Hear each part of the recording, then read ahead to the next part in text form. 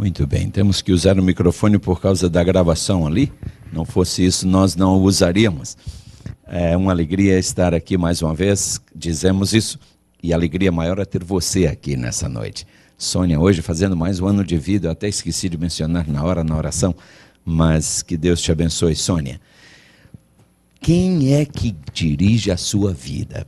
É você guiado pelo Espírito ou pela carne? A Bíblia deixa claro que só há essas duas opções. Ou nós somos guiados pela carne, ou somos guiados pelo Espírito. Sabem, queridos, o assunto do Espírito Santo é um dos assuntos mais belos dentro das Escrituras. Lamentavelmente, nós parece que falamos pouco sobre esse tema. Alguns chegam a perguntar, os adventistas creem no poder do Espírito Santo? Outro dia alguém me perguntava, vocês adventistas creem no dom de línguas? Eu disse, claro que cremos. Ou vocês falam línguas na igreja adventista? Eu digo, claro que falamos. Oh, mas eu já fui várias vezes à igreja adventista, eu nunca vi a manifestação do dom de línguas. Eu disse, bem, não é como se pratica aí fora. Nós cremos no dom de línguas bíblico, que é produto do batismo do genuíno Espírito Santo. Porque existe um dom de línguas por aí que, pelo que eu tenho aprendido da Bíblia, é resultado sim do batismo do Espírito, só não me parece ser do Santo. Porque o batismo do Espírito Santo bíblico leva você a falar idiomas com um propósito, pregar o Evangelho. Foi para isso que o Espírito Santo foi derramado na Igreja Apostólica. A Bíblia é muito clara em dizer que o Espírito Santo é dado para aquilo que for útil. Então havia uma necessidade de pregar o Evangelho para todo mundo. Jerusalém estava anfitriando a festa da Páscoa, e ali estavam representantes do mundo inteiro. É isso que está em Atos capítulo 2. E Deus então capacitou os discípulos a falar línguas que eles nunca haviam estudado. Então eu dizia para essa pessoa, a Igreja Adventista prega o Evangelho em 840 idiomas e dialetos no mundo inteiro. Podemos chamar isso de dom de línguas ou não? E a pessoa diz, claro, eu digo, então nós temos o dom de línguas. Vocês têm o dom de curas entre vocês? Claro que temos. Temos hospitais espalhados pelo mundo inteiro, levando a cura física e a cura espiritual e também emocional. Além das curas que Deus opera miraculosamente. Alguns hoje querem ver, queridos, curas semelhantes às dos tempos bíblicos, e se essas não acontecem dessa maneira, eles dizem, isso aí não é a cura bíblica. Nos tempos bíblicos a medicina não havia evoluído, não havia desenvolvido. Nos tempos bíblicos se faziam necessárias intervenções miraculosas de Deus e para curas excepcionais, e ainda hoje essas acontecem. Essa igreja aqui esteve orando pela cura da sogra da minha filha, lá em Oregon, e ela estava desenganada pelos médicos, com um câncer generalizado. E hoje ela é declarada pelos mesmos médicos cancer free. E isso é o quê, irmãos? Milagre. Mas é que alguém diz, não, é porque ela estava na mão de bons médicos, ela é diretora de hospital, Não. Os médicos chegaram a dizer, não tem mais jeito. E às vezes Deus permite a gente chegar nesse ponto onde a medicina diz, não temos mais jeito. Aí Deus diz, ok, agora deixa eu trabalhar, dá licença. E, de fato, nós cremos no poder do Espírito Santo, irmãos. Nós só temos um defeito, falamos pouco nesse poder, eu tenho que admitir. Como igreja, como indivíduos, nós deveríamos falar mais. Todo dom que Satanás não consegue eliminar, ele procura torcer, ou distorcer, como você preferir. E esse é um dos temas bíblicos que o inimigo procura torcer e fazer as pessoas entendê-lo de uma maneira completamente equivocada. E hoje nós vemos manifestações por aí que, na verdade, se assemelham muito ao que Jesus nos admoestou. Jesus disse que nos últimos dias surgiriam falsos cristos, falsos profetas, operando prodígios e sinais, operando milagres, que, se possível, enganaria até quem? até os escolhidos. Jesus fala isso em São Mateus. Em São Mateus ainda, no capítulo 7, Jesus fala de um grupo que vai se aproximar dele quando ele vier, e ele vai dizer para esses dirão a ele: mestre, em teu nome nós expulsamos demônios, em teu nome nós fizemos milagres. E Jesus vai dizer para eles: eu não vos conheço, afastai-vos de mim. Então, amados, lembremos-nos de que para todo dom genuíno, o inimigo, se ele não consegue eliminar esse dom, ele procura no mínimo ofuscá-lo ou distorcê-lo. Eu me lembro quando eu ainda estava começando o meu ministério, uma das coisas que eu gostava era de disputa bíblica. Eu gostava do chamado debate bíblico. E é uma coisa tão gostosa quando você debate com alguém a Bíblia, gostosa enquanto você não se manca, entendeu? Porque você consegue ganhar todos os debates quando você conhece a Bíblia, porque a Bíblia é fantástica, a vitória é de Deus. Mas nos debates você ganha os debates, mas você não ganha as pessoas. Então eu entendi logo que eu era um tolo e não sabia. E depois que eu entendi isso, eu parei de debater. Se alguém quiser debater assunto bíblico comigo, eu digo: estou fora, procure outra pessoa, não sou mais desse time. Debates não levam ninguém a nada. Eu me lembro que chegavam na minha casa algumas pessoas que costumavam se apresentar como testemunhas de Jeová. E eu as recebia só para abrir o debate. E um dos textos que eu me lembro que eles gostavam de usar era Isaías 43, verso 10, onde diz lá: vós sois minhas testemunhas, diz Jeová. E eles diziam: está vendo, o nosso nome está nas Escrituras. Nós somos a igreja de Deus, procura o nome adventista aí onde está. E eu dizia: de fato, vocês têm esse detalhe aí, não é isso? O seu nome está nas Escrituras. Aí está dizendo que vós sois minhas testemunhas.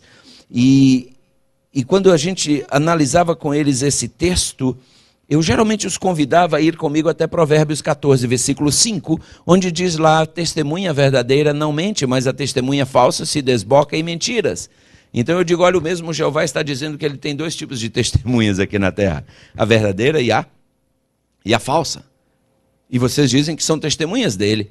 Que lindo, e parabéns por isso. Agora vamos ver que tipo vocês são. Será que são as verdadeiras ou as falsas? E aí a gente entrava... Você já imagina o resultado final. Mas eu pergunto a você e a mim hoje, que tipo de testemunhas nós somos?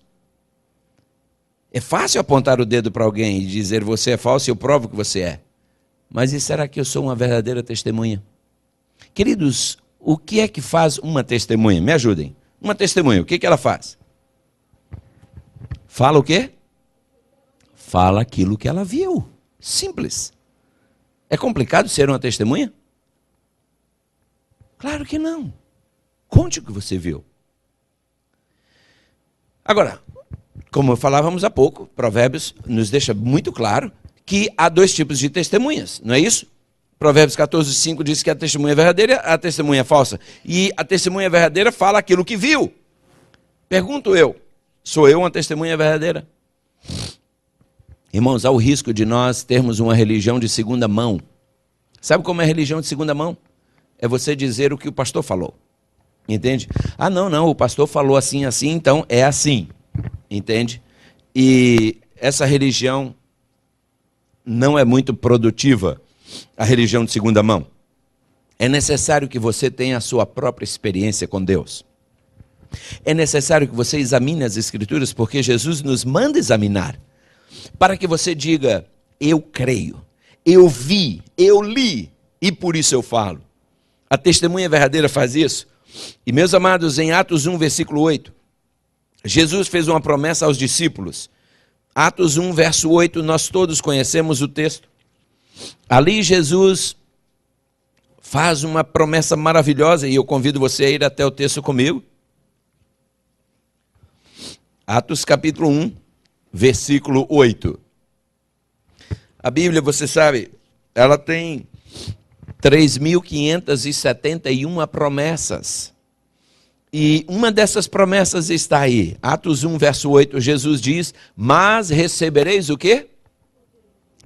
O poder. Você sabe, no grego há mais de uma palavra para poder, uma delas é kratos, e você já deve ter ouvido essa palavra por aí, a democracia, não é isso?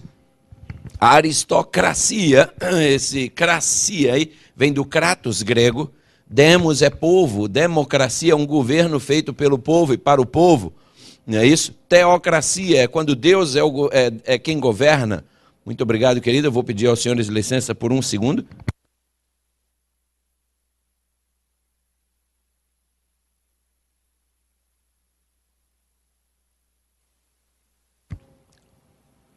Aí uma das palavras é kratos, no grego, para poder. A outra é dínamos. Daí vem a palavra dinâmico. Daí vem a palavra dinamite. E o poder que está em Atos, se você for no original, você verá que é da raiz dínamos. Recebereis a dinamite, o dínamo, o poder que há de vir sobre vós. E que poder é esse, queridos? O poder do Espírito Santo que há de vir sobre vós. E aí sim, ser-me-eis o quê? Testemunhas, tanto em Jerusalém, como em toda a Judéia e Samaria, e até onde mais? E até aos confins da terra. Queridos, há uma promessa aqui. Essa promessa que nós receberemos, o Espírito Santo. Diz o texto que ele virá sobre nós.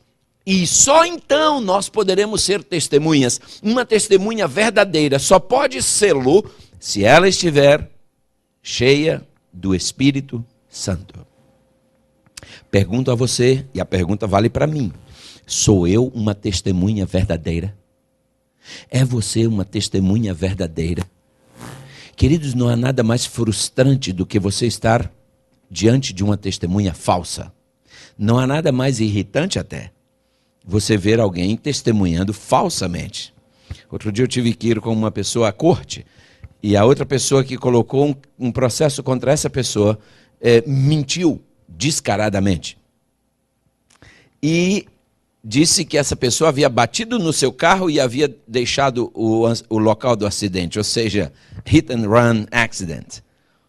E essa pessoa ligou para um state trooper.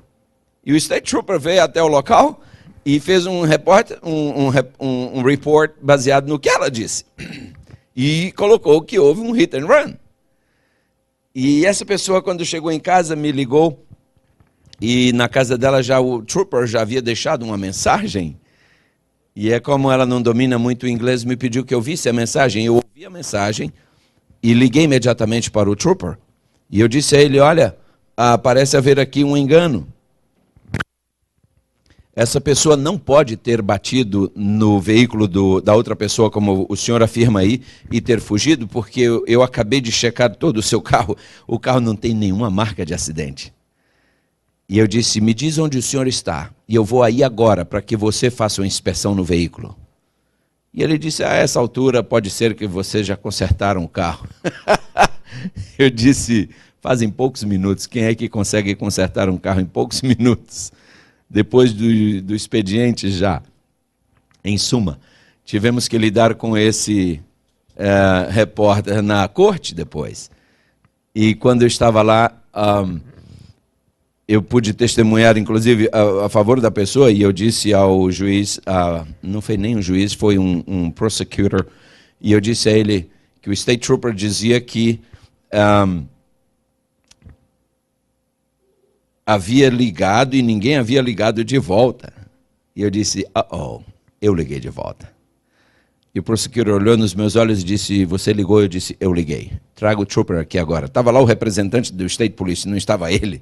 Eu disse, traga-o aqui na minha presença. Eu liguei. Eu conversei com ele. E eu disse a ele que não houve o que ele disse que houve. Em suma, irmãos, pela graça de Deus foi tudo resolvido. Porque quando você é uma testemunha verdadeira, você tem firmeza no que fala. Você olha nos olhos e não pisca. Agora, quando não é o caso, você não tem essa segurança. E trazendo para o nosso caso, irmãos, testemunhas de Jesus, temos nós condições de olhar nos olhos da pessoa e afirmar a verdade. Lembrem-se, nunca troque tiros com ninguém quando se trata de doutrina. Não discuta a doutrina. Não discuta. Se entrou para o campo da discussão, pare ali, peça licença e saia. Mas se a pessoa está querendo conhecer, domine as Escrituras. Nós precisamos. Eu conheço um casal aqui nessa igreja que não tem muitos anos de batizado, mas é um casal que eu vejo que está sempre buscando, sempre pesquisando, sempre buscando aprender. E é isso aí que todos devemos fazer. Porque nós temos que ser do tipo de testemunhas que vê e que fala do que viu. Irmãos, tem muita gente hoje aí falando coisas que nunca esteve na Bíblia, dizendo que a Bíblia diz o que a Bíblia nunca disse. Então é necessário que nós tomemos intimidade com esse livro, busquemos conhecê-lo, porque esses homens que foram testemunhas, quando pregavam o Evangelho, irmãos, o faziam com poder, porque eles haviam visto. Eles diziam, nós falamos daquilo que temos visto e ouvido. E amados, eu quero trazer à lembrança algo que eu sei que os senhores todos sabem de memória, mas é um texto que me encanta, Atos 5, versículo 32, porque eu ouço tanta gente dizer que tem o Espírito Santo, que é batizado pelo Espírito Santo, que isso e que aquilo com o Espírito Santo, mas Atos 5, versículo 32, nos diz que o Espírito Santo é dado a uma classe específica de pessoas. E que classe específica de pessoas são essas? Seriam uma elite espiritual? Seria somente aos clérigos? Seria que classe de pessoa é essa? Irmãos, o que é que diz Atos 5:32? Diz aí, nós somos testemunhas acerca dessas palavras, nós e também o Espírito Santo, e agora vem a parte que nós queremos, o Espírito Santo que Deus deu àqueles que fazem o quê? Àqueles que lhe obedecem. Então, quando uma pessoa diz possuir o Espírito Santo, fácil, passa a vida dessa pessoa no raio-x da Bíblia. E você verá. Porque, como eu disse, tem o Espírito que não é o Santo. E tem o Espírito Santo. E aqueles que são guiados pelo Espírito, queridos, eles vivem no Espírito. Porque a outra forma de viver é na carne. Paulo fala sobre isso no livro de Romanos, capítulo 7, de maneira assim bem clara, bem detalhada, e no capítulo 8 ele segue dizendo sobre o mesmo tema, e se você me permite aqui no capítulo 8 de Romanos, nós lemos aqui no versículo 1, por exemplo, Romanos 8, versículo 1, Paulo diz, portanto agora nenhuma condenação há para os que estão em Cristo Jesus, que não andam segundo o quê? Que não andam segundo a carne, mas segundo o quê? O Espírito Santo. Amados, e nós? Andamos segundo a carne ou andamos segundo o Espírito? Sabe quem pode melhor testemunhar isso? É quem vive conosco. Quem trabalha conosco.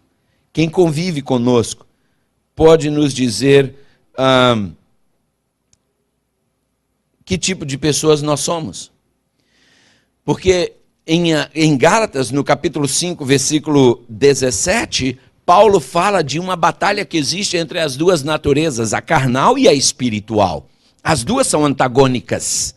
O que agrada a uma desagrada a outra. Gálatas 5,17 diz, porque a carne cobiça contra o espírito e o espírito contra a carne. E diz aí, e estes opõem-se um ao outro para que não façais o que quereis.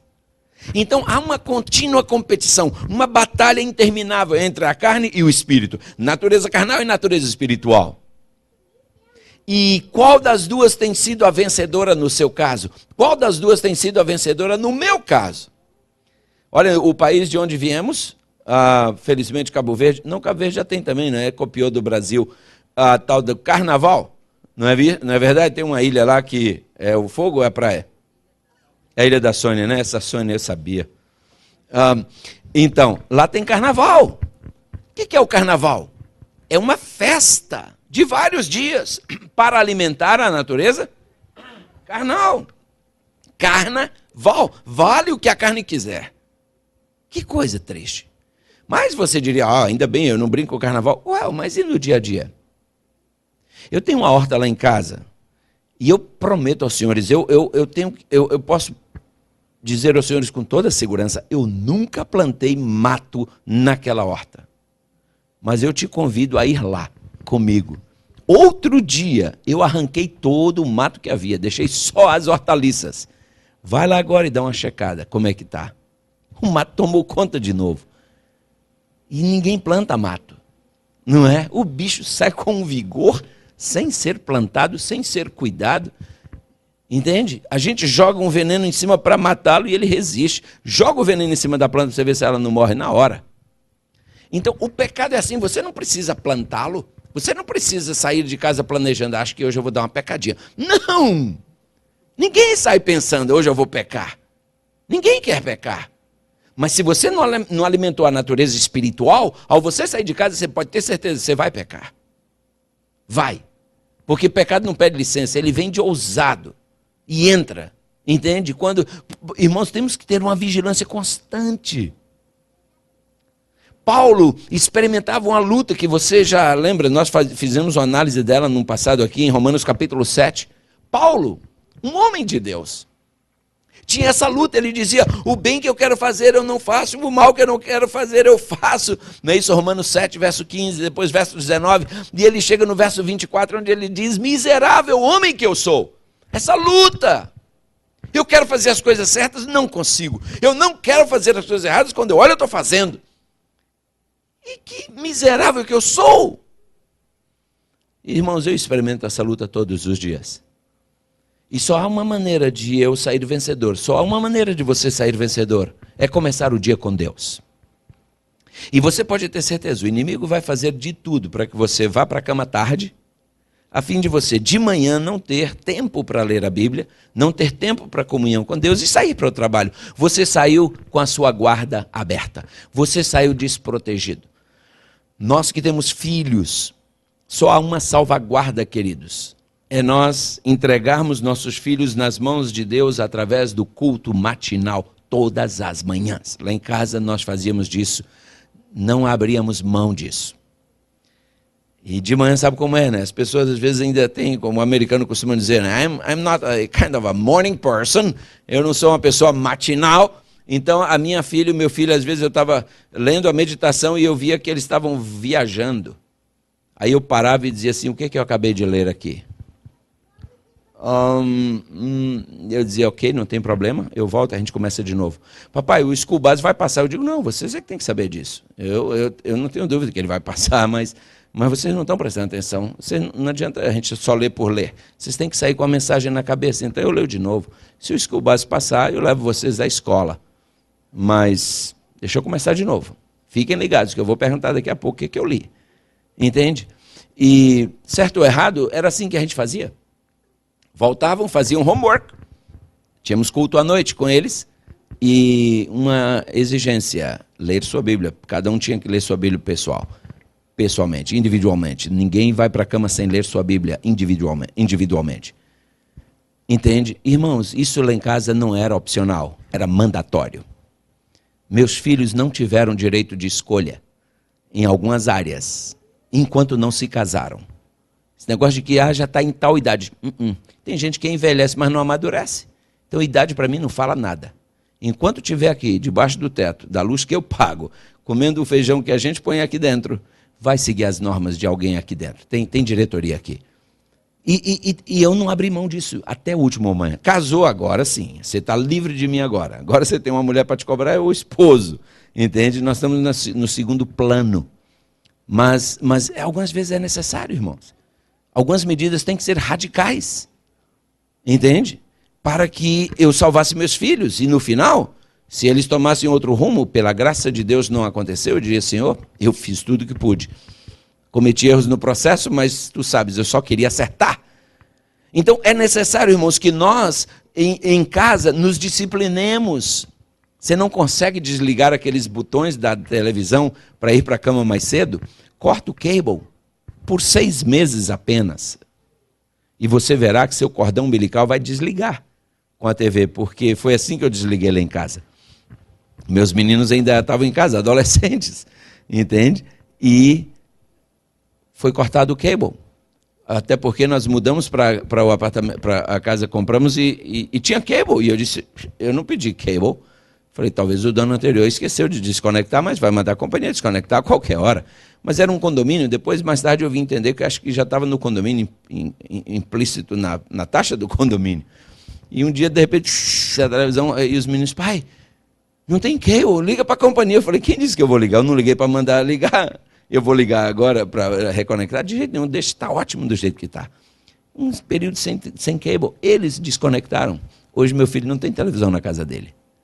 A minha filha tem, mas usa mais como internet, como tela da internet, como o Everton faz na casa dele, do que como televisão. E assiste vídeos e coisas assim que ela, né, pré-estabelece. Enfim, cortaram o cordão umbilical. Às vezes nós precisamos cortar o cordão umbilical com o computador, irmãos.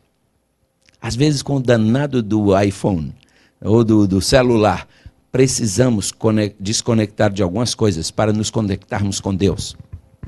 Porque você pode sair de casa e pode ter aquela falsa sensação de segurança. Ai, eu estou bem com Deus, eu só não estou lendo a Bíblia como eu deveria, eu só não estou fazendo culto, mas também não estou fazendo nada errado. Olha, se você não está tendo comunhão com Deus, fazer algo errado é só uma questão de tempo. Você pode não estar fazendo agora, mas não demora, você vai estar fazendo. E lembre-se, não estar em comunhão com Deus já é algo errado. Porque Jesus disse, quem não está comigo, já está contra mim. Quem comigo não está juntando, já está espalhando. Então, eu preciso tomar tempo para a minha comunhão com Deus, para que eu seja um homem cheio do Espírito, para que eu seja uma mulher cheia do Espírito. Nós precisamos, queridos, dessa contínua comunhão. Romanos capítulo 8, versículo 5, Paulo diz aqui o seguinte, Romanos 8, 5, Paulo diz assim, falando sobre ser guiado pelo Espírito, porque os que são segundo a carne, inclinam-se para as coisas da carne, mas os que são segundo o Espírito, esses inclinam-se para as coisas de quê? Do Espírito. E agora diz o verso 6, porque a inclinação da carne é o quê, irmãos? É a morte.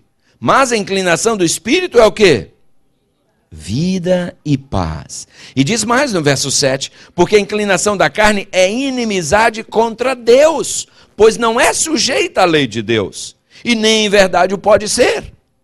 Mas, diz o verso 8, portanto, os que estão na carne não podem agradar a Deus. Vós, porém, não estáis na carne, mas no Espírito, se é que o Espírito de Deus habita em vós. Mas se alguém não tem o Espírito de Cristo, esse tal não é dele. To be or not to be. Se você e eu não temos o Espírito Santo dominando nossas vidas, não nos iludamos, nós não somos dele, nós não somos de Cristo. Ah, mas eu sou batizado, e daí? Eu sou membro da igreja, e daí? Eu sou ancião na igreja, e daí? Eu sou o pastor da igreja, e daí? Se você não estiver vivendo no Espírito, você não é de Cristo. Não se iluda. Como é que eu posso, irmão, ser cheio do Espírito? Lendo a Bíblia todos os dias. Orando. Buscando a Deus. Vindo à igreja. Irmãos, alguém pode pensar assim, ir à igreja é só uma opção. Abra sua Bíblia e você verá que não. A Bíblia nos diz que vir à igreja é um mandato do Senhor. Hebreus 10, 25 diz, não deixando de congregar-nos, como é costume de alguns. Pelo contrário, admoestemo-nos uns aos outros, tanto mais quando vedes que vai se aproximando aquele dia. Então, queridos, a Bíblia nos diz que nós temos que nos congregar sim. Diz aí, não deixando de congregar-nos, como é costume de alguns, muito pelo contrário, admoestemo-nos uns aos outros. Salmos 84, versículo 10 diz, porque vale mais um dia nos teus átrios do que em outro lugar qualquer 1000. Salmo 122, versículo 1, o salmista diz, alegrei-me quando me disseram, vamos aonde? Vamos à casa do Senhor. Deve ser motivo de alegria vir à igreja. Você sabia que para alguns não é? Por isso não estão aqui. Alguns não estão aqui porque estão no hospital, como é o caso do Broca e alguns outros. Mas, enfim, tem gente que não tem prazer em ir à igreja. Sabe, para você ter prazer em estar na presença de alguém, você tem que amar a pessoa. Se você não tem intimidade com a pessoa, por que estar na presença dela? Não dá prazer. Eu vou me encontrar com alguém que eu não conheço? So what? E esse é o ponto. Alguns não têm intimidade com Deus. Então, estar na presença de Deus é, como dizem alguns na linguagem mais jovem, é boring. É um negócio sem graça. Sabe, mas quando você ama a Deus... Outra coisa diferente, quando você ama uma pessoa... Emeline, quando você está ao lado do professor Elvis aí, a hora voa, não voa, Emeline? Diga que voa, Emeline, para me ajudar. Se você falar o contrário, eu estou em problema agora com o Elvis. A hora voa. Quando a gente ama a pessoa, está ao lado dela, a hora voa. Eu, quando namorava minha gatinha, há alguns anos atrás, eu ia à casa dela e os pais dela o pai dela era professor no colégio, eu morava ali, era colégio interno, e tinha um avião que passava. E aquele avião indicava que era hora de eu ir embora. 9 horas. E quando eu via aquele avião passar, eu dizia, danado, a gente podia ter escolhido outra coisa, marcar mais algum avião para marcar a hora, né? Passa rápido demais. Mas a hora sempre voa quando você está perto de alguém que você ama. A hora voa. Mas quando é ao contrário, a hora não passa, você diz, caramba. Entende? Queridos, quando a gente está na igreja, sabe, e a gente tem prazer em estar, quando você fala, uau, já acabou? Como às vezes eu ouço o Nicolas dizer, né? Já acabou? Mas quando você não gosta, você diz, ai, oh boy, ainda não deu 9. Enfim, no caso aqui já deu, né? Mas quando a gente está na frente da televisão, a hora voa e ninguém nem sente. Mesmo que o Brasil esteja tomando de 7-0, a gente não vê os minutos passarem, não é? Agora, quando a gente está na igreja, a hora parece que não passa. Tudo parece que é longo. Queridos, tudo isso é por causa da minha relação com Deus. Busquemos mais intimidade com Deus e nós passaremos a ter prazer em estar na presença dEle. Ele tomou a iniciativa de mandar construir um santuário. E ele disse, me fareis um santuário para que eu possa habitar no meio deles. Foi dele a iniciativa. Essa ideia de igreja foi de Deus, de ter um santuário para que ele pudesse aqui ter um encontro especial conosco. Deus está conosco em casa? Claro. Se ora em casa, Deus te atende? Claro. Mas se tiver um culto na igreja, eu estiver em casa por uma questão apenas de comodismo, aí, irmãos, é diferente. É diferente. Não nos iludamos. Que Deus nos ajude a buscar o Espírito Santo. Pedir, porque a Bíblia me diz, pedi e dar-se-vos-á. A promessa do Espírito é feita a todos nós, queridos, indistintamente. Se nós buscarmos, Deus nos dará, e nos dará em profusão, sem medidas. E quando isso acontecer, essa igreja irá abalar o mundo com a pregação do Evangelho, porque foi assim com a igreja apostólica. E assim será com a igreja que Deus chamou para terminar essa obra. A igreja apostólica começou essa obra. É nossa função terminá-la. Que Deus nos ajude. Ó Deus, querido e amado Pai, obrigado por Tu nos haveres atraído a este lugar. Obrigado, Pai, por Tu nos haveres falado aos corações através da Tua palavra. Senhor, ajuda-nos a buscar mais e mais do Teu Espírito. Senhor, nós precisamos da plenitude do Teu Espírito habitando em nós, mudando o nosso caráter, purificando o nosso olhar, o nosso ouvir, o nosso falar, o nosso agir, enfim, Pai, santificando nossas ações e nossas intenções. Ó Pai, habita em nós, transforma-nos, ajuda-nos a ser a luz do mundo e o sal da terra. Pai querido, Tu ouvistes os pedidos que foram levados a Ti nesta noite e também as expressões de gratidão. Recebe o Senhor como nossa oferenda e a nossa gratidão e atende aos pedidos segundo as Tuas infinitas misericórdias. Obrigado por Tu haveres preservado a vida da Sônia por mais um ano. Ó Pai, continua abençoando essa Tua filha, essa Tua serva. Continua dando a ela discernimento, sabedoria para conduzir-se e para conduzir a sua filha, o seu lar nos Teus caminhos. E Pai, abençoa nós outros também, habita em nossos lares, nos ajude a conduzir nossas famílias, nós que somos sacerdotes e sacerdotisas do lar, nos ajude, Pai, a conduzir nossas famílias na Tua direção. É a nossa oração em nome de Jesus. Amém. Amém, irmão.